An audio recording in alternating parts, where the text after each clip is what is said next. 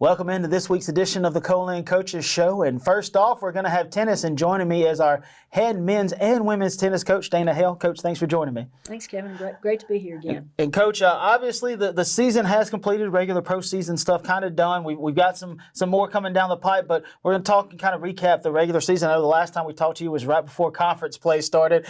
We've played a lot of tennis since then, but overall, your thoughts overall first on the girls and how they performed. You're 12-6, finish out the year there 6-3 in conference play, so a pretty solid season for the girls this year. Yeah, we had a great season.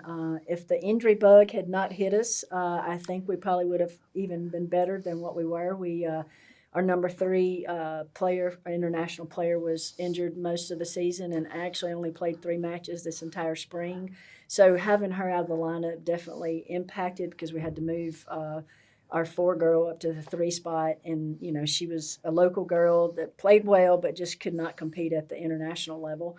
But yeah, overall Cami and Yari played 1 doubles, and Yari ended up playing 1 singles there at the end of the season and had a great season. On the double side, we only lost 1 conference match, and we really should have won it. We lost in a tiebreak against Jones, so they were the automatic qualifiers, and then we were runner-up, so we automatically qualified for the national tournament. And then, as you alluded, the girls did get an at-large bid, so we will be leaving Thursday, May 2nd for Tyler, Texas. So you look at that, and we talked about it.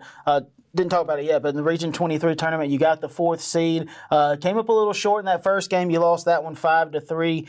For those who don't know, in the Region tournament, first team to 5 wins it. Even if there are matches going on, you just suspend them. 5 is your magic number there, so that's why it says 5-3. Might would have had a chance to maybe come back. He had a couple that were close that you dropped in that one, but overall, you can't feel bad about it, especially knowing that the whole team is going to be rewarded and they're going to get a trip to nationals, a well-earned trip there. You mentioned it. Cami and Yari got that automatic qualifying spot. Yari was also an All-MACC performer for you. So just a great year for her and for the team as well. And, for the people at home, if you've been to a college match, you kind of know what to expect when you see that. It's your team playing against another team. It's different at the national tournament. I asked you because I have not been able to go see that or anything like that. It's more like what you see at maybe an amateur event or a professional event where each individual, and I would assume also the individual teams and doubles, will get Correct. Individual draws, and they'll play it out that way. That's right. So you get a point. So in the main draw, if you win your first round match, you get 2 points. If you get beat, then you get down into the back draw, and then you get a half a point for every time. So in the back draw, that's where a lot of our conference schools really do well because we're playing against a lot of the other Americans. And, when we get to the national tournament, we will meet a lot of teams that have a full roster of international players. But it's just luck of the draw. So, when we were there in 2021, when it was in Arizona, we got some really good draws and we went pretty far. So, you just never know, and especially if you're peaking at the right time. So, yeah, I'm excited. So we will be playing 1 through 6 singles and then 1 through 3 doubles. And it will be the same lineup that we had at the regional tournament. So you kind of – You never know what your chances are or what your odds are, but hopefully the odds are in your favor. You get some good draws there, especially with the way Cami and Yari were playing at the end in their 1 doubles. You like their odds of maybe getting to go far and those kind of things. And of course, all the individuals playing as well too, and your double teams played well throughout the year. So that's kind of it for the girls. We'll switch over to the guys. Guys had an equally good season as well too. Finished 13-8, 6-4 in conference play. They made a little bit deeper run in the region tournament. Got all the way to the consolation championship. Fell just a little bit short in that one. I believe that one was 5-3 as well too. 5-3 to Gulf Coast. So we'll kind of go back. You won. You went in as a 5 seed. You beat Meridian, who was the 4 seed, 5-4. You lost to Jones 5-0. There were a couple of those that would have been a little bit close if you'd have been able to play them out. And then you lost to Gulf Coast in the consolation 5-3. But overall, your thoughts on the guys, and guys had to overcome a little adversity. You swapped some things late at the year. You moved Valentino around, I think, from 2 to 1 in singles and those kind of things. But still a solid season for them. Yeah, we had. You mentioned Valentino Melamasi. He's my sophomore from Argentina. He has really stepped it up, just continued to improve week after week in his level of play. And so we moved him to 1, and he actually won a couple key matches, and we kept he and Arnie together at 1 doubles. We did flip Simon Cooper, who had been playing 3 doubles. We moved him to 2 doubles and moved him from 6 singles all the way up to 4 because he just continued to, he just kept rising and rising. And we realized, in the order of play, you have to play your best players in order. And we realized there at the end of the season, Simon was just playing at a higher level than he started. I have to brag on him. That kid works so hard. He's a great young man, very studious, comes out to the courts every night after practice. So much so he lost 36 pounds. Most students gain the freshman 15. Well, not him. He works so hard, and he just is. And honestly, I look so forward to he'll be coming back, and so I'm really pleased.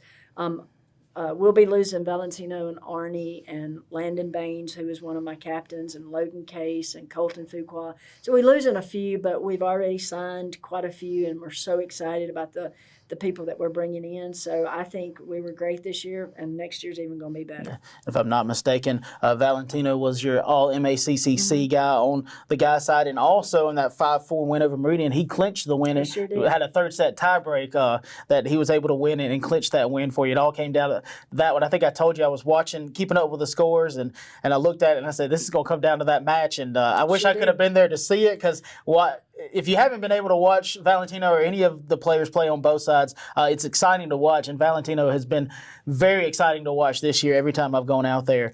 So it's just been a joy to watch him. He's extremely passionate, and he is just like, he will not quit. And he's the kind of kid that you would want to go to war with. He definitely, so it was, you're right, it came down to his deciding court, and it did go to a third set.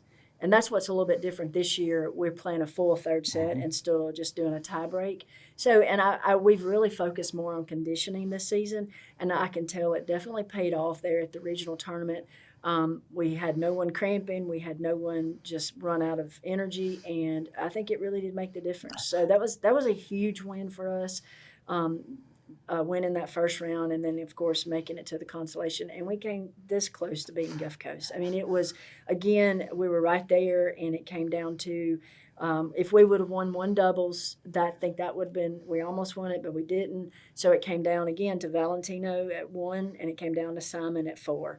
So, and then Valentino came up just a little bit short. He split sets.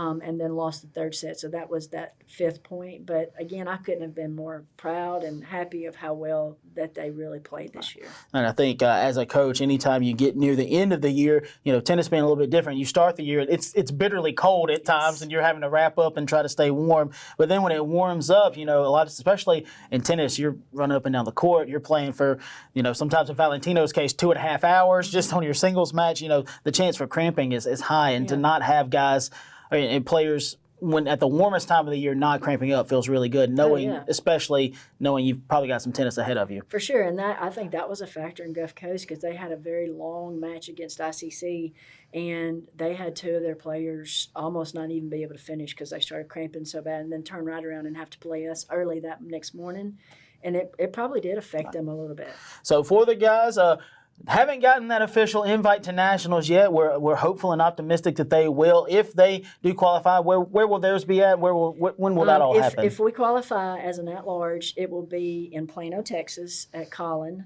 College, and it will be May 13th through the 17th. Okay, so basically about a week and a half after the girls get done and those kind of things. So not for sure yet that the guys are done. We're thinking they're not done yet, but we've got to wait for that official word before we can let everybody else know. But lots of exciting things happen for tennis this year. Lots of exciting things going forward, even into next year. You got a lot on both sides. I think that you are losing a lot, but you got a lot coming back, and that's always a good thing as well too. I will say that Trip Case, my assistant, he has worked very diligently trying to foster great relationships with our new international students that are coming in. And we've signed some boys and 1 girl that we're bringing in. Georgina LaBush is from Germany. And then we have Jake, who is from Australia, coming. We have Ige from Turkey, and then we have Nicholas from the country of Georgia. So we're excited, and I just feel like the level that they're going to bring is going to continue to elevate.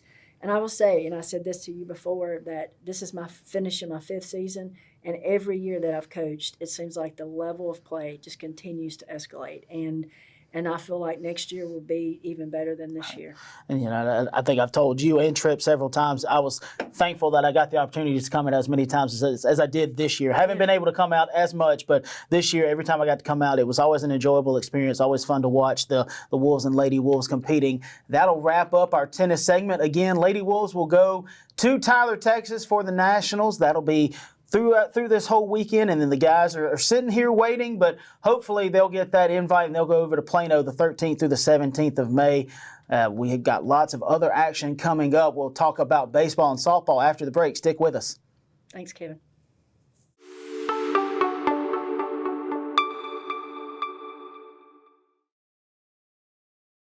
Welcome back in. Thanks for sticking with us through the break. And now we're doing our baseball segment of this week's show. And joining me is head baseball coach Adam Chamblee. Coach, thanks for joining me. Yeah, thank y'all for having me. Coach, obviously last week of the regular season happened last week. Some of it didn't go the Wolves' way. Some of it did. Lots of exciting things that did go the Wolves' way.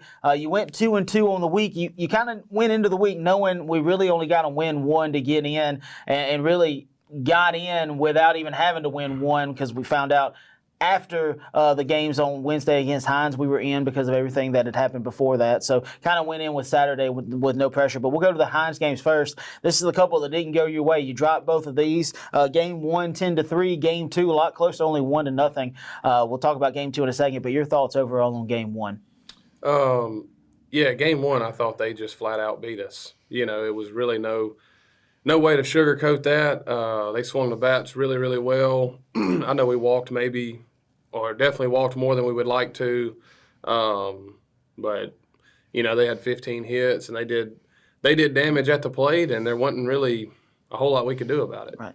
You look at this one in the scoreline. You scored first. You had a 2-0 lead. They scored 1 in the second, made it 2-1, then 2 in the third, tied it up. That was a 2-run home run there. And then it stayed 3-3 for a long time. You know, both teams really kind of battling. Our guys were able to get on base some, just couldn't find a way to break through. They scored 3 in the sixth, 4 in the seventh, and that's really the big difference in this one. That's where they got their 10. Guys scored 1 in the ninth and make it 10-3. And you look at this one, and you know, you take away the 6th and the 7th innings where things maybe got a little out of your control. They were hitting the ball well right then. And, you know, you can make a case you win this one 4-3 without those 2 innings.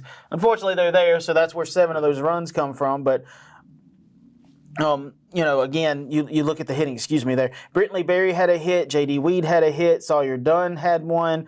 Braden Bankston, Sam Thomas, Reese Thomas, all with a hit. So you had 6 hits, all one each from all of those guys. So not a great day offensively, but still a good sign that, again, up and down that lineup, you were able to get guys that get base hits. Yeah, I mean, we, scattered some hits there. But like you said, overall, though, on the whole day, it was not a great offensive day for us. And I briefly remember, early in the game, I think Herbison, their starting pitcher, he kind of tried to let us get to an early good start. I know he had trouble throwing strikes. I think the bases were loaded one time, and we just didn't find a way to put up what you felt like could have been a 2 or 3 spot early, and then maybe that could have changed the game a little bit as well, but we weren't able to take advantage of that. I think I told y'all after that game, that first inning, had you maybe been able to find a couple of more, Hines was already kind of panicking a little bit. I think they'd have panicked more and maybe would have pulled the gun and made that pitching change. You knew going into this one you were going to face their 2 best arms, and you could see why they're their 2 best arms in these 2 games. But you look at our pitching lines. Jordan McKenzie gets a start in this one. Hasn't pitched in a while. Lucas Harrington was unavailable. Dean Morgan pitched in this one as well too. First time he's pitched in about 2 or 3 weeks. I told you after the game, I thought he looked really good. Yep. He gave you 3 innings, 5 hits, 3 runs, all earned, 2 strikeouts.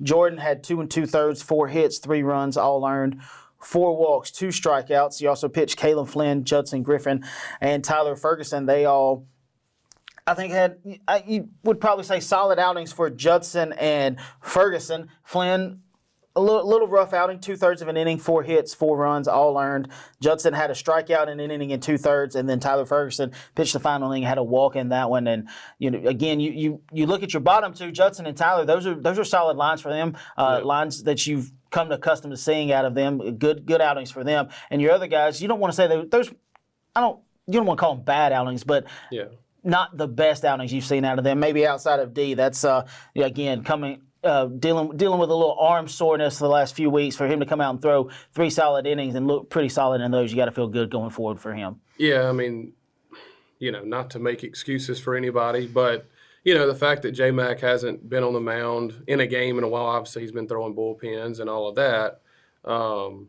But not being in a game setting in a while for him, obviously it is tough, but we felt like it was the right way to go. And then D being back for the first time in a couple weeks with his arm bothering him some, I did think he looked pretty sharp. But still, the first 2 guys you throw in the game are 2 guys that haven't done it in a little while. So, our expectations are always really high for our guys, but you can probably give them a little leeway there, So it just is that game was what it was. We knew it was going to be that way on the mound, and if we didn't pitch it great, then it was going to be maybe a long 9 innings, and not that we pitched it that bad. A lot of it they earned, so you tip your hat to how they swung the bat in that game for sure. I think we were talking right before we went on, you look at it, 10 runs, all of them earned. As a coach, that feels kind of good. Yeah, it stinks that you lost, but at least they went out and earned it. They got 10 runs on 15 hits. We didn't throw the ball around the yard and just let them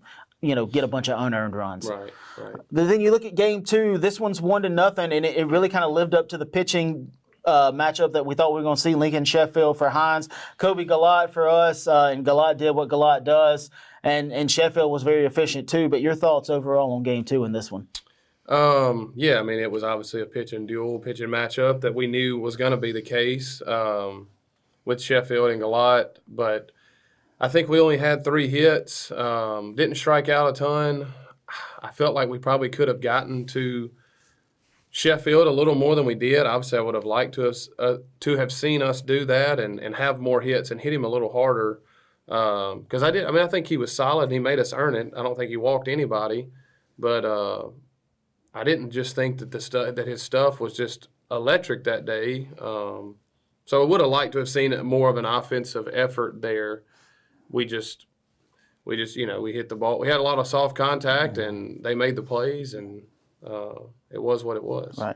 And, people see the box line, you go 1-0, and the one came off of Thomas Marsala, hit a leadoff solo home run in the top of the 4th. And a lot of people will say, was that the difference in the game? And I think you and I could both say, no, the box score will tell you yes, but there were moments where we had a chance to tie it, maybe take a lead, and as you mentioned, just couldn't find a way to get that hit, had a lot of soft contact. 3 hits you mentioned, Brentley Berry, Sawyer Dunn, Braden Evans, those were your 3 there, and then as we talked about the pitching matchup, Kobe, 7 innings, 6 hits, 3 of those were from the bat of Marsala, so he had half of them.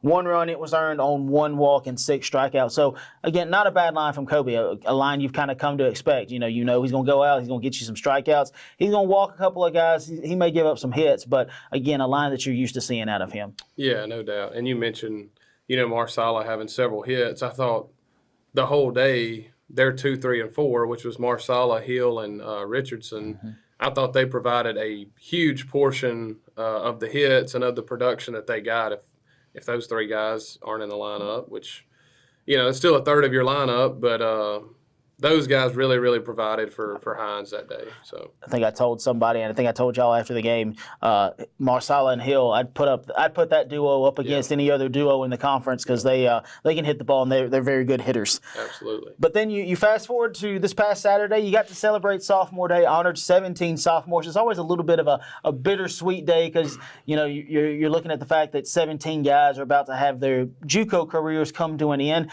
Even though we knew we were going to keep playing, and we've made the postseason for the first time since 2001. We'll talk more about that in a little bit. But your thoughts overall on getting a sweep over a very game Tigers team. Game 1's 13-1, game 2 is 3-2. So you look at that and you think a little lopsided. But the Tigers didn't just roll over and hand it to you. No, not at all. We went out there and I thought we took game 1. We won it, and then game 2, obviously they pitched it well and made us earn some things, and we didn't quite take it, which I know we'll talk more about that in a minute. But as far as, you mentioned our sophomores and it being bittersweet and those type of things, for us it's really cool too for us as a coaching staff. This is our first Well, the first group of guys that we've had for 2 years. Last year's sophomores we just had for one. So now this is the first group we've had for a full 2 years. And, man, there's some really, really special kids in that group that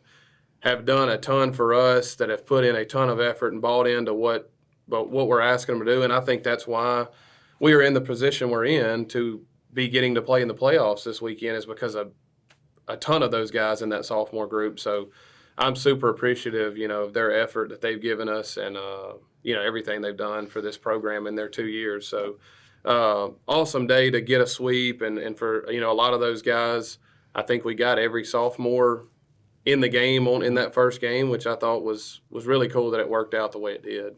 So you look at the scoreline from game one. The Tigers scored their only run in the top of the second inning. That gave them a 1-0 lead. And then the Wolves offense came to play in the second inning, scored 7 runs on, I believe, 7 hits in that inning, 6 or 7 hits. And that's really what made the difference. You just ran away from it there. You scored 1 in the 4th, 1 in the 5th. 4 in the 6th, and that's where you get 13-1 from. And you look up and down the lineup. You had 14 hits. I don't know if that's a season high. I know the 13 runs is. If 14 hits is not a season high, it's real close to it. Yeah. BB had 3 hits. Brittany Berry went 3 for 3. J.D. Weed 2 for 2. Hagan Holm had a pair of hits.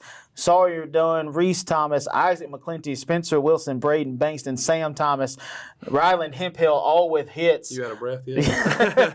And we talked about before, Ryland Hemphill had a 2 RBI single late in the game, and I gave him credit for his base running because it was really heads up. He made a big turn, got second on a throw, and then made a really good job, did a really good job of base running, getting able to go to third in that one. I think it later came on and scored as well too. So just a heads up job by a guy who, we haven't seen him a lot, but a lot of times when you put him in there, he's come through, and he came through there. And it's good when, like you mentioned, you got a chance for all the sophomores to get one more at bat at home and to play an inning as well too. Yeah, I was really glad that it worked out the way it did, for sure. And those guys all getting on the field at that point.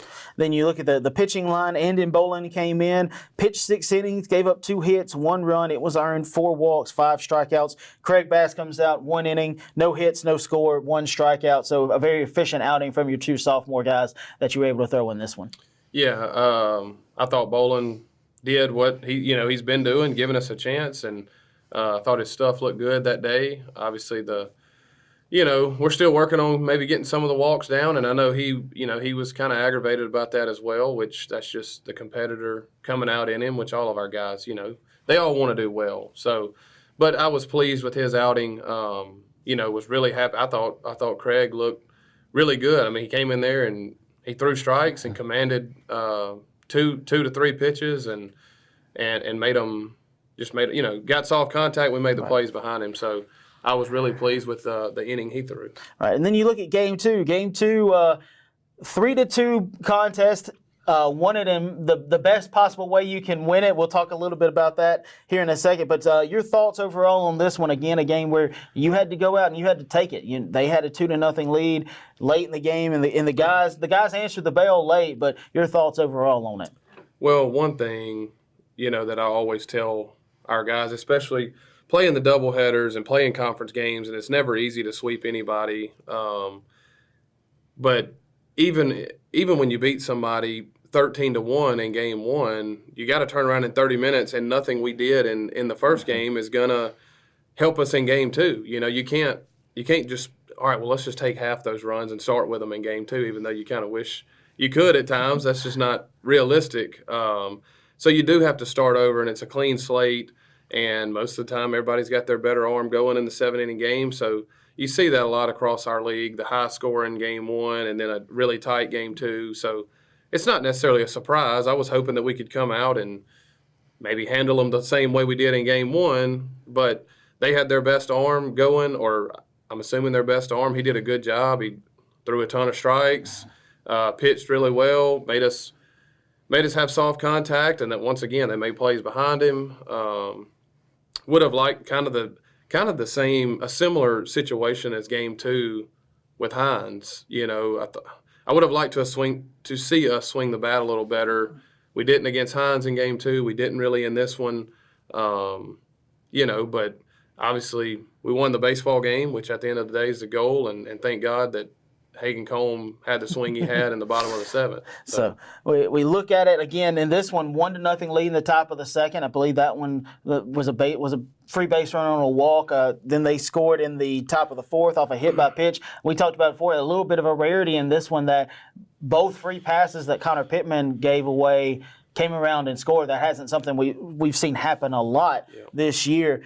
And so they're up 2-0 in the top of the fourth, and you got to be thinking, you're like, man, we just got to find a way. You've had base runners at second and third a couple times, and just not been able to get a hit. Bottom of the first comes to mind. Jordan McKenzie misses a 2-run home run by an eighth of an inch, if that, went off the bottom of the yellow of the fence. That puts runners at second and third. Then you get a strikeout. You get another opportunity with a runner at third, and I think you had a ground out. But then the fifth inning, they made some errors. We scored a run there, cut it down to 2-1. Sixth inning, again, I think another error allows a run to score, ties it 2-2. And then the top of the seventh, you pitch a perfect inning, get them out. You've set the stage for the walk-off, and you've got probably the best part of the lineup in that situation. You had your 2, 3, 4 hitters up. J.D. Weed comes up, strikes out, and then in steps Hagan Combe.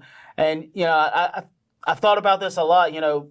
Baseball can be very poetic at times, and this was one of those. And Tom Hanks once famously said, "There's no crying in baseball," but this is a moment that might bring a little bit of a tear to your eye because a guy like Hagan, who for the last 2 years has done everything that you've asked him to do.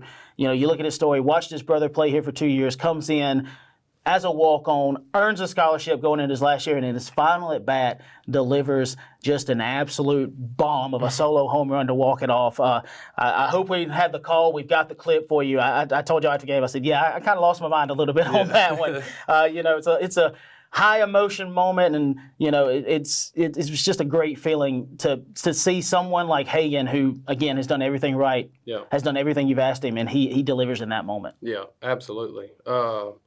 You got me thinking too about I think Hagan made the last out against Hines on last Wednesday, and I remember telling him because there was a runner on, obviously it would have been a walk-off 2-run homer, and I remember I told him, I said, man, I kind of had a feeling you were going to get one out of here right there. Like I really did, and obviously he didn't. He flew out to right field, but then he comes through the next chance he gets to walk it off, and I haven't even thought about that till just now. So.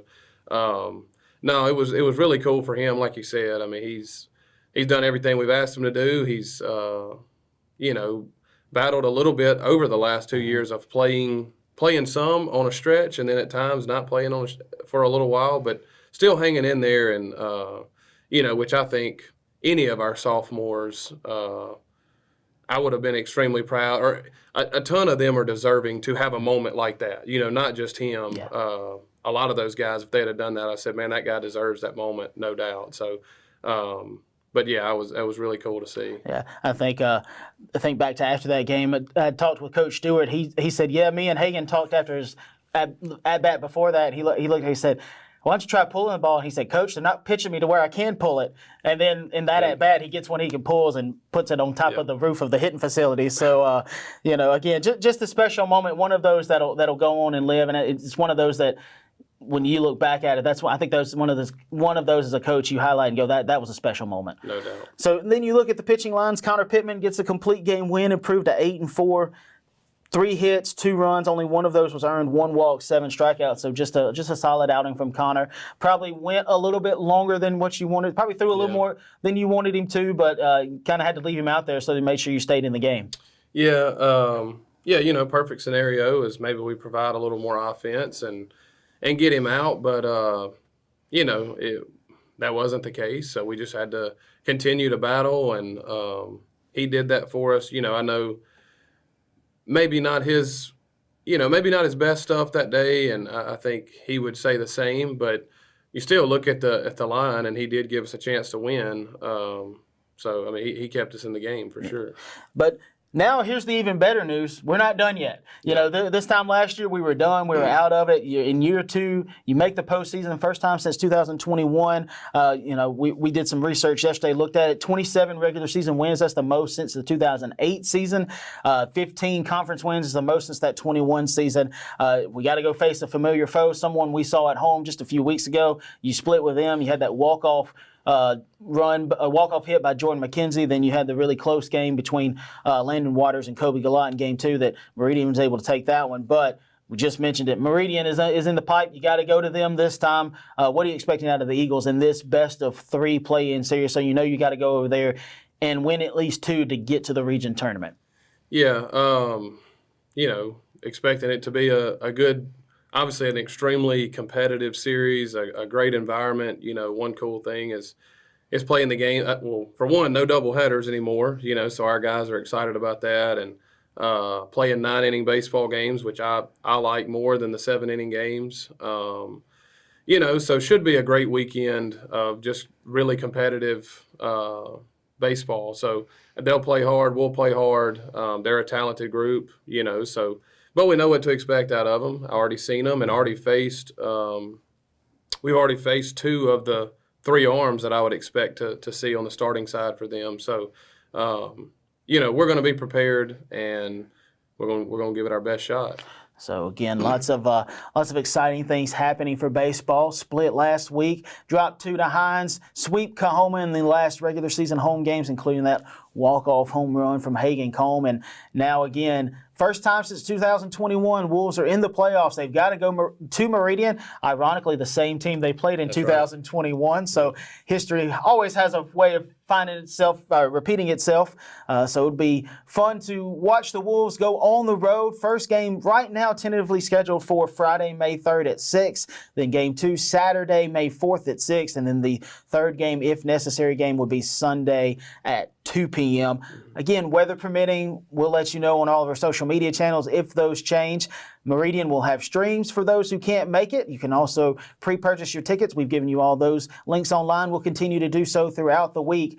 Until then, I'm Kevin Kyzar, Sports Information Coordinator here at Co-Lin. Stick with us through the break. Coming up, we've got softball and Coach Howard joining us to talk about their last week in the upcoming Region 23 tournament.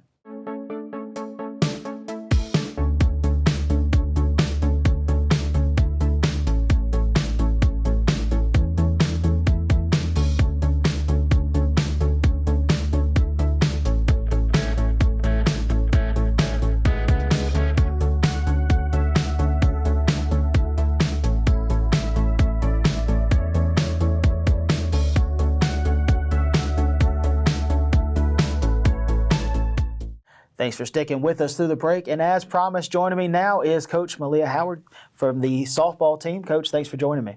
Glad to be here. And Coach, obviously wrapped up the regular season last week. Another perfect week for the Lady Wolves. You go 4-0. You go on the road for your last 4.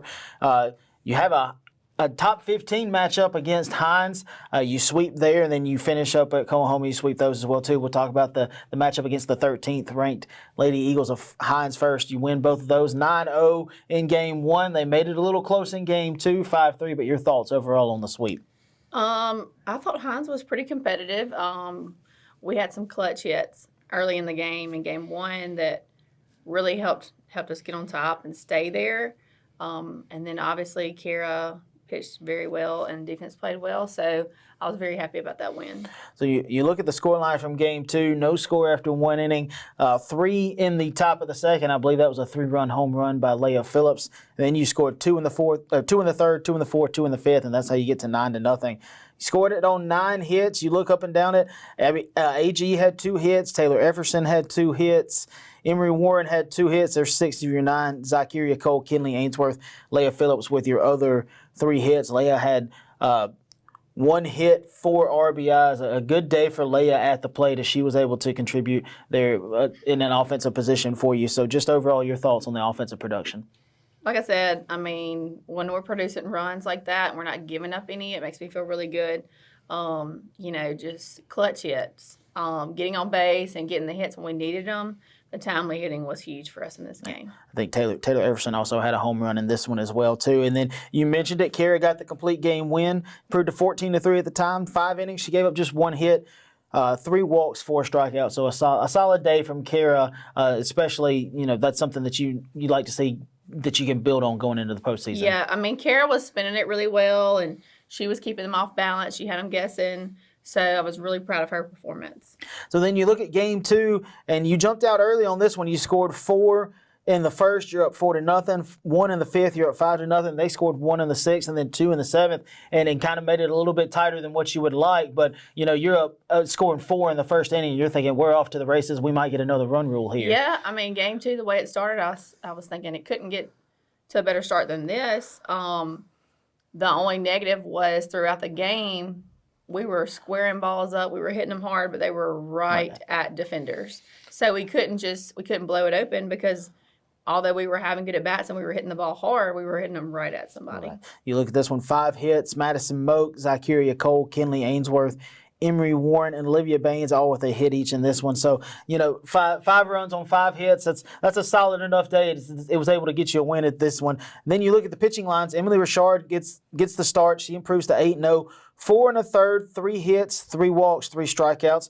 Carly Rouse comes in. She pitches an inning 2/3. A little rocky out of her for, I think, what you would like to see at that point. You would have loved to have been able to keep her in and let her finish it out, but she pitches an inning at 2/3, 4 hits, 3 runs, all earned, 1 walk, 1 strikeout.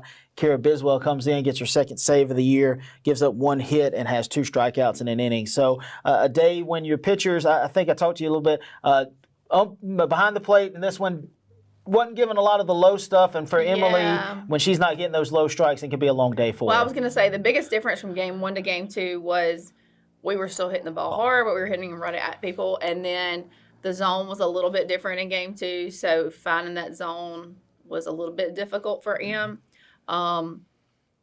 Same with Carly. She comes in, because they're starting to time Em up, and she's struggling a little bit, throwing too many balls. And Carly kind of found the zone for a little bit, but still struggled at times. She was getting outs. We didn't make a couple plays behind her that we should have made. And then, when it got a little bit rocky, I told Carly, I said, look, got to go to my sophomore and at least put it in her hands at this point because, it was 5-3 with, I can't remember if it was no outs or 1 out, but. I believe there were no outs on the board at that point. No outs, I'm pretty certain. Yeah. So we were like, okay, we got to. Yeah, and we got to bring her in. Obviously, with her performance in game 1 and how they did against her, I was like, and Kara's business when she gets in there, and she understands the pressure and the situation. And obviously, losing that game wouldn't have been the end of the world for us if it had turned out that way. But winning that game solidified conference champs. So I really wanted to go ahead and take that. Go ahead and win the conference right there. And you look at that when you in this matchup, you face 2 very different pitchers in Forsyth who throws a little more like Kara Biswell does, spins it really well, locates it, those kind of things. And then in Emily Vines, she has a lot of speed, can hit in those lower 60s and those kind of things, and also has a very good off speed. So the fact that you were able to see 2 different pitchers and get wins in kind of 2 different ways feels good going forward. Right, I agree with that. And Vines did well, but she was having to throw the same zone, so she was struggling a little bit. So that kind of helped us get the 4 runs early. Was she was struggling to find the zone as well. And then you go fast forward to this past Saturday. You go to Coahoma. We talked about it the week before. First time you've had to go up there. I think y'all got up there, had a little bit of a delay, wet field conditions. Those guys had to wait for it to dry out. But you get the games in. You win game 1, 15-1, and game 2, 8-0. Your thoughts overall on being able to end the regular season with a sweep and just continue to build that confidence going forward? Well, we've said it all year long. As long as we can go on the road and sweep, that's a good thing. But yeah, it was kind of a weird situation because we left at 7:30 and an hour into it, they're talking about we may not play. And I'm like, look, we will help y'all get the field ready. We need to play. We want to get conference play done. But, hats off to Coahoma because they made plays and they swung it pretty well. We just had an offensive explosion. You look at this one. You scored 8 in the first inning. You're up 8-0. They scored 1. That's the only run they scored. 3 in the second, 1 in the third, 3 in the fourth. The only inning you didn't score in the first game was in the 5th one, but you were up 15-1 at that point. You scored 15 runs on 13 hits. Zai Cole had 3 hits for you. She led the way. Madison Moak, AG, Emery Warren, all with 2 hits. Kenley Ainsworth, Carson Huey, Lainey Wagaspat, Kinley Maldair with a hit. You got to empty out the bench and you got to play nearly everybody and all those people that you put in, including all your starters, up and down that lineup again another day where it just produced for you. Yes, and like I said, we love when we're able to get everybody in and everybody's able to produce offensively and contribute. So that was a good day. So you also got everybody. I think you got to everybody got to pitch as well in this one too. Especially game one, Kara gets the start. She throws 3 innings, gives up 1 earned run, 3 hits, 1 walk, 3 strikeouts. Keegan McCool comes in, 2 innings of hitless, scoreless relief with 3 strikeouts, and then Emma Kate Fimiano comes in, an inning, no hits, no score, 1 walk, 2 strikeouts. So you used 3 pitchers in this one, all 3 of them with really good outings. They did really well. And then you look at game 2. That one is 8-0. You score 3 in the first, 2 in the fourth, 1 in the fifth. And it just kind of felt like this one was just kind of, you don't want to say comfortable, but you felt like this one, you were going to be able to win it. Yeah, I mean, I think after game 1, our girls were kind of like, okay, we're ready to get this one over with. We're hungry. It's time to go. So it's just kind of like finding a way to get through that game 2, to be honest with you. Yeah. You look at it, 8 runs on 8 hits. Emery Warren was the only one with multi-hits, and this one she had 2. Everybody else had 1. That's Madison Moak, AG, Taylor Efferson, Kinley Ainsworth, Olivia Baines, and Bailey Goodson all with a hit in this one. Again, another game where you got to play a lot of your players. Maybe they didn't get a hit in this one, but they got in at bat. They got to see some live pitching, and that's always good. Always. And then you look at the pitching lines. Emily Richard gets the win in this one. She gave up just 1 hit with 1 strikeout. Taylor Efferson comes in, 2 innings pitched, 1 walking, 2 strikeouts.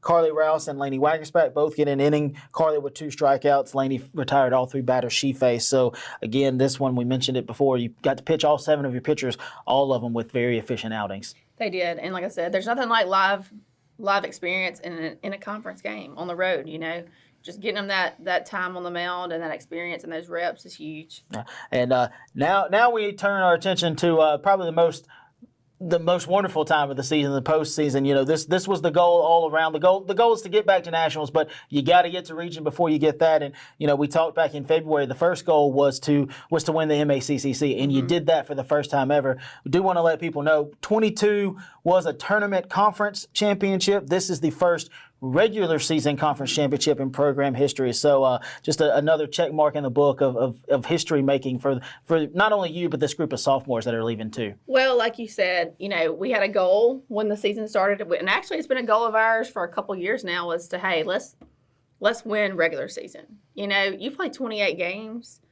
and to win the conference in 28 games against the opponents we have in our conference is not an easy task at all. And if anybody asked me, I would tell them it was definitely not easy. It was very challenging, but our girls stayed the course. They stayed focused on the goal, and we stayed focused on what we do and not what everybody else was doing. And I told them we do not want it to come down to hoping somebody else gets beat so we can be called conference champs. So we took care of everything we had to do on our own.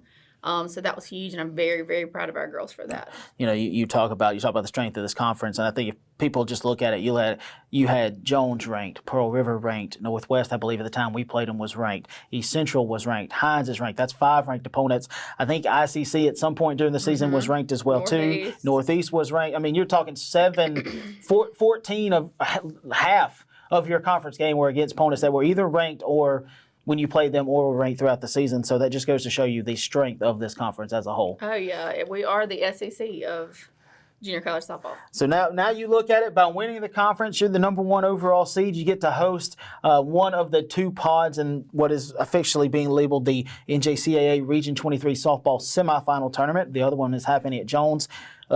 Lady Wolves will host, it'll be us, the Lady Bengals of LSU Eunice, the Lady Eagles of Hines, and then we found out yesterday through the play-in game it's going to be the Lady Tigers of Northeast. That's who we're going to play. A little bit different. We played them at their place. I know we swept them up there, but what are your thoughts of being able to play them at our place and that being the first game of this tournament? Well, getting to play here against anybody, I'll take any day.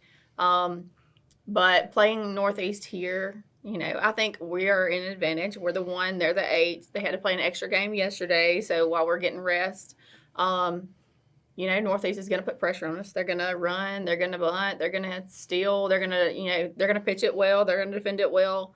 But I told our girls, I was like, what do we do when we play here? And they said, win. I said, that's right. So we haven't been beaten here all year, so we're just going to stay focused on that and say, it's time to take care of business. Yeah. The standard is the standard. To still a line from Coach Mike Tomlin of the Steelers. We know what the standard is when we're hosting or when we're playing at home and maintain that. I think, as you like to say, we just focus on ourselves. And as long as we keep doing that, you've got to know the results are going to end well for you. That's right. So you look forward to that. If we win that one right now, that one's scheduled for Friday at 3 p.m. Weather permitting, we'll let you know on all of our socials if that changes. Tickets are available already. You can go ahead and pre-purchase those. We'll have it on stream for you as well, too. We'll be streaming the entire tournament throughout the play, whether that be Friday through Sunday, Saturday through Monday, whenever it is, we'll have it all available for you, both in person and on stream as well, too. So we're looking forward to all of that. We look beyond that. If we win our pod, we know we turn around and host again the next weekend that Region 23 championship. And if we're there, we know we've already clinched our ticket back to Spartanburg. So looking forward to lots of exciting things happening for the Lady Wolves moving forward. Yeah, and like you said, it's a really good feeling not only to finish as the MACCC conference champs, but also to know that you're the number 1 seed. So I told our girls after we made it back from Oklahoma, I was like, well, there's no more traveling for us until we go to Spartanburg.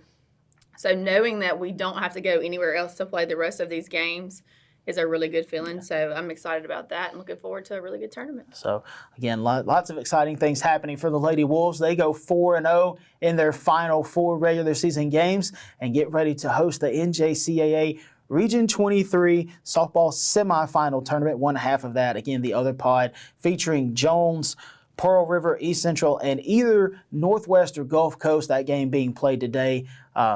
Those 4 will play. Winner of that pod will come to Lady Wolves Field as long as we win ours, and then we'll play that Region 23 championship game. But a whole tournament to be played before then. Again, that's starting Friday at 3. Don't forget, baseball also on the road at Meridian and the best of 3 play-in for the Region 23 tournament. That also starts Friday at 6. Until then, I'm Kevin Kyzar, Sports Information Coordinator here at Co-Lin. Thanks for tuning in this week. We'll talk to you on the other side of next week.